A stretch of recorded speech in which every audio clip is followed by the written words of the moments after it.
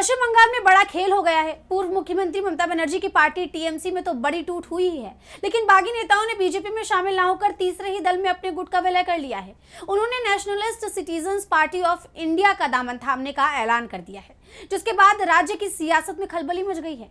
खतरा बागी नेताओं की सदस्यता पर भी मंडराता हुआ दिखाई दे रहा है। वहीं टेंशन एनडीए के भी सहयोगियों की बढ़ गई है। तो क्या है पूरी खबर, जानेंगे इस रिपोर्ट में। टीएमसी के बागी सांसदों ने पश्चिम बंगाल ही नहीं बल्कि केंद्र की सियासत में भी बड़ा खेल कर दिया है।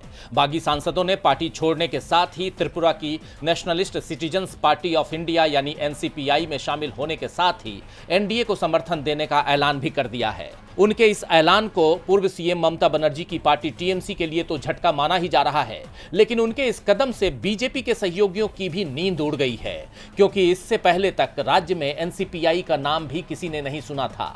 फिर बागियों ने कैसे अचानक उसमें शामिल होने का ऐलान कर दिया, ये सवाल हर तरफ गूंज रहे हैं। दरअसल एनसीपीआई की मुख्य रूप से मौजूदगी असम, त्रिपुरा, पश्चिम बंगाल और उत्तर पूर्व के अन्य राज्यों में मानी जाती है।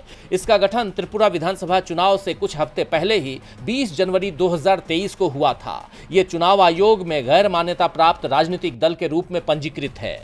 दल बदल कानून के तहत अपनी सदस्यता बचाने के लिए बागी सांसदों ने यह कदम तो उठा लिया। इसके बावजूद यह खतरा अभी पूरी तरह टला नहीं है, क्योंकि 1985 के एंटी डिफेक्शन कानून की 10वीं अनुसूची ओरिजिनल पॉलिटिकल पार्टी का जिक्र करती है, न कि केवल विधायी विंग का।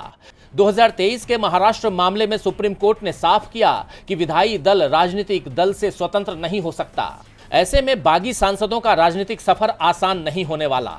टीएमसी ने लोकसभा स्पीकर ओम बिरला को खत लिखकर दावा किया है कि ये अलगाव वैध नहीं है और विद्रोही स्वतंत्र रूप से विलय नहीं कर सकते। पार्टी सांसद कीर्ति आजाद ने कड़े शब्दों में कहा है कि महाराष्ट्र वाला फॉर्मूला यहां नहीं चलेगा। सुप्रीम कोर्ट के वरिष्ठ वकील और राज्यसभा सांसद कपिल सिब्बल ने भी कहा है कि भारतीय लोकतंत्र बेतुकी बातों का थिएटर बन गई है, एक मजाक है ये। टीएमसी विधायक दल के बागी सदस्य किसी राजनीतिक दल में विलय नहीं कर सकते हैं। ऐसा तभी मुमकिन है जब खुद टीएमसी ऐसा चाहे, इन्हें अयोग्य घोषित किया जाए।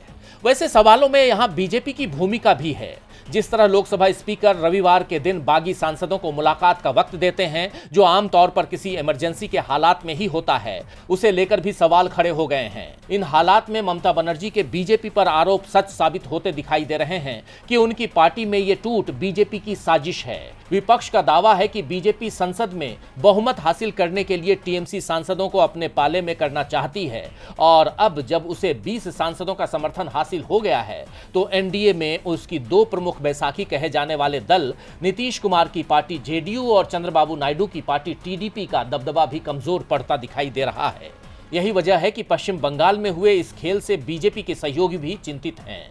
इन हालात में क्या टीएमसी को छोड़कर एनसीपीआई में जाने वाले बागी सांसद क्या अपनी सदस्यता बचा पाएंगे, और क्या उनके समर्थन का बीजेपी को फायदा मिल पाएगा या सहयोगियों की नाराजगी उस पर भारी पड़ेगी, ये देखना दिलचस्प होगा। डीबी लाइव वेस्ट बंगाल की रिपोर्ट।